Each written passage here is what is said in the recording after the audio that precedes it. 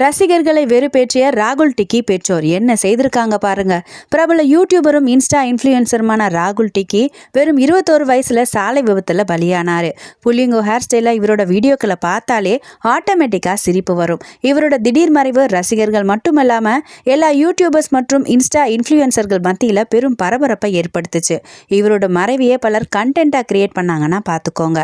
இதுக்கிடையில நான் ராகுல் டிக்கியோட மனைவின்னு தன்னை அடையாளப்படுத்திக்கிற தேவிகா என்னை அவரோட அப்பா அம்மா ஏத்துக்கல, அவருக்கு கடைசி சடங்குகளை கூட செய்ய விடலன்னு பல குற்றச்சாட்டுகளை முன் வச்சாங்க. இந்த நிலையில ராகுல் டிக்கியோட அப்பா அம்மா திடீர்னு ஒரு வீடியோவை ரிலீஸ் பண்ணியிருக்காங்க.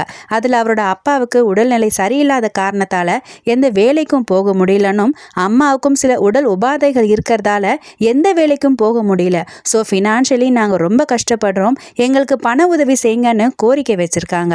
வீடு பெருசா இருக்கு, அதுல காஸ்ட்லி ஐட்டம்ஸ் எல்லாம் இருக்கு, உங்களை பார்த்தா கஷ்டப்படுற மாதிரியே இல்லையே, மருமகள் தேவிகாவுக்கு உதவி செய்யக்கூடாது, அவங்கள ஒதுக்கி வைக்கணும்னு பிளான் போட்டு இப்படிலாம் செய்றீங்களான்னு கேள்வி எழுப்புறாங்க நெட்டிசன்ஸ்.